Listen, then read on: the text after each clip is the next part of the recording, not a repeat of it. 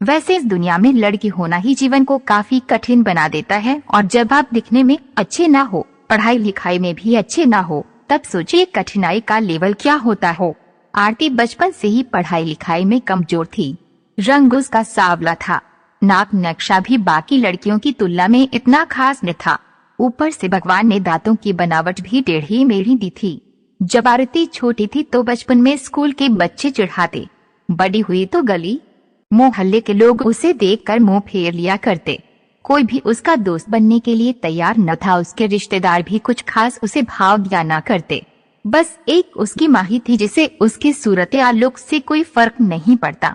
माँ आरती से और आरती माँ से बेहद प्यार करते।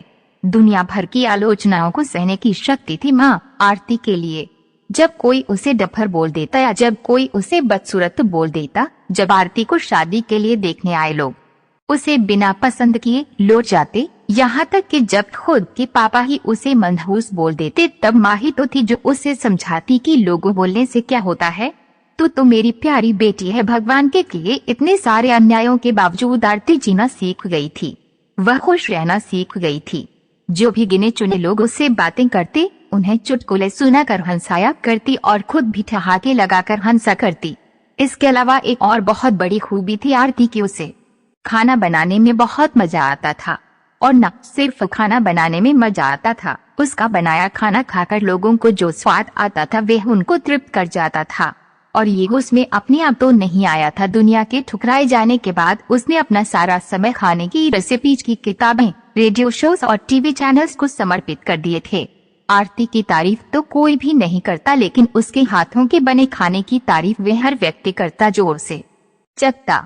इस एक गुण की वजह से आरती अपने आजू बाजू की औरतों में फेमस हो गई थी, क्योंकि जिसे भी खाना पकाना सीखना हो या कुछ नया पकवान बनाना सीखना हो तो वे आरती के पास आती और आरती भी खुशी खुशी उन्हें सब सिखाती। उसके पास आने वाली औरतें अच्छा खाना बनाना सीख जाती, लेकिन लाख कोशिश करने के बाद भी आरती के हाथों का वह जादू जो सबको तृप्त कर जाता वह कोई ना सीख पाता। आरती की जिंदगी इन्हीं उतार चढ़ावों के साथ कट रही थी। एक बार फिर से माँ बाप ने जी तोड़ कोशिश कर एक फैमिली को आरती को देखने के लिए मना लिया था और अगले दिन लड़का आरती को देखने आने वाला था। आरती को इस बात की खबर होने पर वे दुखी और गुस्सा हो गई थी कि बिना उससे पूछे पता नहीं क्यों माँ बाप लड़कों को बुला लेते थे और उसका मजाक बना देते थे। माँ ने आरती को समझाया था कि ऐसा ही होता है, कोई भी बेटी अपने माँ बाप के यहाँ हमेशा नहीं रहती, उसे एक दिन शादी करके जाना ही पड़ता है। अगले दिन आरती सुबह सुबह ही लड़के वालों के आने से पहले ही सज संवर कर कहीं निकल गई थी। उस दिन लड़के वाले घर आकर माँ बाप को बहुत खरी खोटी सुनाकर गए थे। वैसे भी पापा को आरती पर हमेशा ही गुस्सा रहता था, लेकिन उसकी इस हरकत ने उनको गुस्से से पागल कर दिया। उस दिन पापा ने आरती का सारा गुस्सा माँ पर उतार दिया था, यह कहकर कि एक मनहूस बेटी को जन्म देकर भी तुम्हारा मन नहीं भरा था, इसलिए उसको लाड प्यार देकर सर पर बिठा लिया है। हमेशा अपनी बेटी के बारे में गलत बोलने वालों से नाराज रहने वाली माँ आज खुद आरती से नाराज हो गई थी और वह आरती के घर वापस आने की बेसब्री से राह देख रही थी ताकि अपना गुस्सा उस पर उतार सके। सूरज ढलने से पहले आरती घर लौट आई थी। उसके चेहरे पर एक अजीब सी खुशी थी, हाथों में एक चेक था और एक सर्टिफिकेट भी। आरती माँ से कुछ कहना चाहती थी, लेकिन इससे पहले कि आरती अपने मुंह से एक भी शब्द कह पाती, माँ ने उसे खरी खोटी सुनाना शुरू कर दिया। गुस्से में माँ बोलते बोलते इतना कुछ बोल गई कि को आरती ने कभी सपने में भी नहीं सोचा था।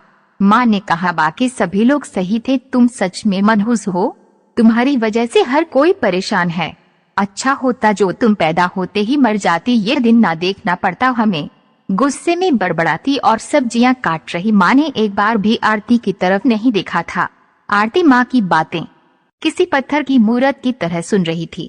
पत्थर की ऐसी मूरत जिसके शरीर में तो जान ना हो, लेकिन आंखों से आंसुओं की धारा बह रही हो। आरती ने माँ से पूछा, माँ क्या सच में तुम भी चाहती हो कि मैं मर जाऊं?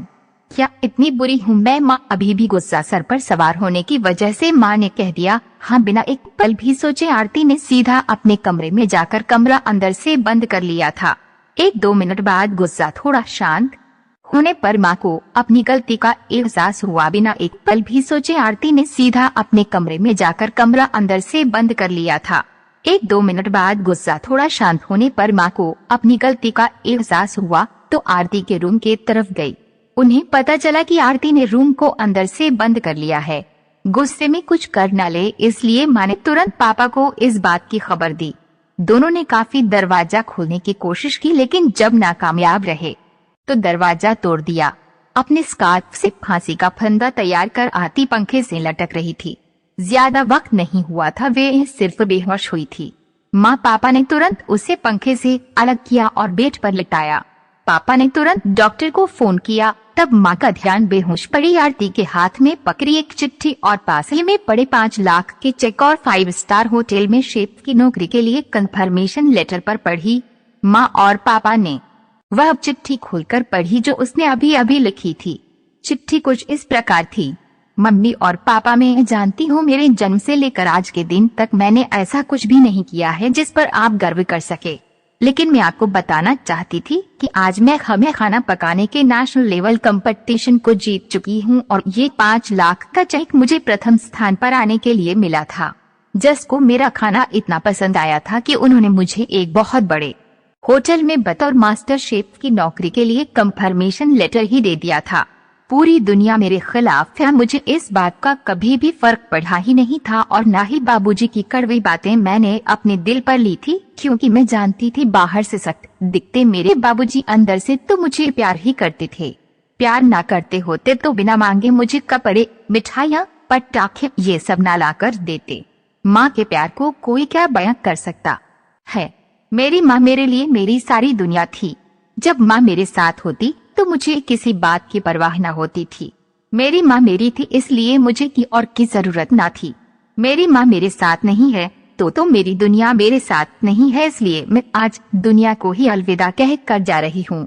मैं जानती हूँ आपने कभी ना कभी भगवान से ये दुआ जरूर मांगी होगी कि अगले जन्म में मेरे जैसी औलाद ना मिले, लेकिन मैं हमेशा ये प्रार्थना करती थी कि अगले जन्म में तो क्या मेरे हर जन्म में मुझे आप जैसे ही माता पिता मिले, और आज भी यही प्रार्थना करके उसी भगवान के पास जा रही हूँ। चिट्ठी पढ़ते पढ़ते माँ और पापा सर से पांव तक पछतावे में डूब गए थे और बेहोश पड़ी आरती के सर पर हाथ फेरते हुए फूट फूट कर रो रहे थे। दोस्तों, पूरी कहानी पढ़ने और सुनने के लिए धन्यवाद। मैं जानता हूँ ये कहानी आपके दिल को छू गई है। मैं उम्मीद कर सकता हूँ कि अब आप जाने अनजाने में किसी भी व्यक्ति का उसके बाहरी लुक्स की वजह से दिल नहीं दुखाएंगे। अगर आपको हमारी ये स्टोरी अच्छी लगी तो लाइक करें, कमेंट करें, शेयर करें ताकि आप तक हमारे नए अपडेट सबसे पहले आपको मिल सके।